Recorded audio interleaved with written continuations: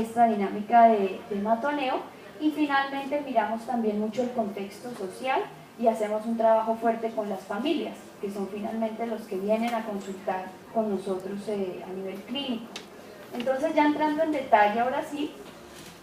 tenemos en cuenta, pues, por un lado, las características individuales de quienes hacen parte de estas dinámicas de maltrato, y creo que frente a la explicación de Enrique es bastante precisa y muy adecuada también de lo que nosotros compartimos. Adicionalmente a eso tenemos en cuenta los recursos personales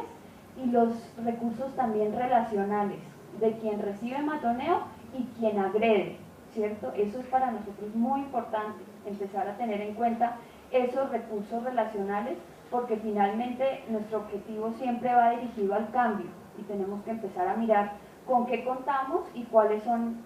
por el contrario, algunos factores que puedan hacer más difícil este proceso. Finalmente, tenemos en cuenta las pautas de relación, que son como esos patrones que se repiten una y otra vez y que hacen que estas dinámicas no se presenten solo en una situación particular, sino que se presenten en varias situaciones, en varios momentos y seguramente en varias de las relaciones que tiene la persona que está siendo víctima o que está siendo afectada por esta dificultad. Ahí lo que hemos encontrado es dos pautas, digamos que las más sobresalientes o las que más se presentan, y es por un lado una pauta que nosotros llamamos rígidamente complementaria, que lo que implica es un desbalance de poder muy fuerte y en el que hay una persona que está en una situación privilegiada por sus mismas condiciones de vida y por sus mismas relaciones, y hay otra persona que está en una situación de clara desventaja. La pauta se mantiene en la medida que todos los actores de ese patrón de relación siguen manteniendo los mismos comportamientos, el mismo sistema de creencias y por lo tanto pues también las mismas emociones y las mismas respuestas frente a lo que sucede. Es el caso, por ejemplo, de un niño o una niña que recibe maltrato constante y que en respuesta al maltrato, que puede ser verbal o incluso físico, digamos que ya sería cada caso particular, su respuesta sea evitar el contacto con los demás, retraerse aún mucho más, por ejemplo, encerrarse en un baño y llorar, no contarle a sus padres para no preocuparlos, y esto lo que genera es una mayor desprotección y una mayor dificultad de acceder a las fuentes de apoyo que podría tener esta persona, y nuevamente se activa y se mantiene su vulnerabilidad, por tanto pues también las acciones de quienes la están agrediendo. Entonces es un poco revisar como estos circuitos, ya mucho más en detalle, acá solo como por ilustrarlo un poco con este caso. Esa sería una de las posibilidades. Obviamente está la otra, y es en donde ocurre más bien una escalada simétrica, es decir, las dos personas están escalando hacia mayores agresiones cada vez, y pues hay unas provocaciones fuertes de lado y lado. Ahí digamos que no podríamos diferenciar muy claramente si hay una persona que es victimario y la otra víctima, porque en realidad los dos están, o las personas, dos, tres, los que sean, están involucrados en estas dinámicas, y puede que algunos se los estén reprendiendo, a otros no, o puede que ambos estén, digamos, recibiendo agresión y también agrediendo a los demás. Entonces creo que son dos situaciones distintas.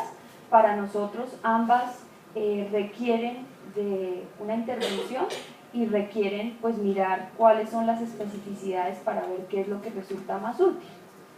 Luego, en una segunda mirada, como les contaba, miramos las características de la institución como un sistema, cómo se organiza este sistema, qué valores maneja, cuáles son las jerarquías dentro del colegio, dentro de la universidad o dentro de la escuela, cómo se manejan las comunicaciones y qué mensajes se están dando, no solo los mensajes verbales, sino los mensajes en cuanto a acciones y los mensajes que nosotros llamamos analógicos, que son los que van como en el subtexto, pero que también dicen mucho de una organización y de una institución educativa como un sistema. Miramos todo esto y también el tema de la flexibilidad al cambio. ¿Qué tanta posibilidad hay de que en esta institución ocurran cambios? Y digamos que empezamos a observar en el pasado cómo se han logrado ciertos cambios, así tengan o no tengan que ver con el tema de la diversidad sexual o con el tema que nos trae este caso, pero sí como para comprender un poco más este contexto y este sistema donde se presenta. Aquí hay una, bueno, miramos también las pautas entre profesores, alumnos, padres de familia, directivos. Creo que ahí, digamos que la necesidad nuestra, sobre todo al principio, es mantener una mirada binocular, una mirada como de no perder de vista una cosa, pero tampoco perder de vista la otra. No podríamos quedarnos solamente en lo individual. Hoy, por ejemplo, empezar a buscar culpables, los buenos, los malos, los que sí agreden, los que no agreden, y quedarnos ahí, porque realmente lo que para nosotros resulta útil y que hemos visto en la experiencia que tiene mayor impacto es buscar un cambio de un orden mayor, un cambio de segundo orden, no solamente en los comportamientos, que le deje de pegar, que sí, eso es muy importante, pero realmente si no hay un cambio en el sistema como conjunto, va a ser una cosa que no va a perdurar y que seguramente ya sea esa misma persona o otro miembro de este sistema o de esta institución va a seguir sufriendo estas dinámicas de maltrato y de matoneo. Entonces por eso tenemos esto muy en cuenta. Y finalmente acá lo que nos hemos encontrado con instituciones educativas en las que hemos trabajado es un fenómeno o una situación que nosotros llamamos el doble ciego. No solamente no vemos ciertas cosas y nos volvemos, como decían los anteriores ponentes, un poco como ciegos o anestesiados frente a ciertos fenómenos de maltrato, de violencia o de matoneo por las condiciones sociales, por la falta de empatía, digamos que las causas son varias, sino que además de no verlo, no nos damos cuenta que no lo estamos viendo. Entonces es un doble ciego, no vemos que no vemos y digamos que tampoco tenemos entonces esa posibilidad de corregir ese error de cálculo, esa falta de percepción frente a las situaciones.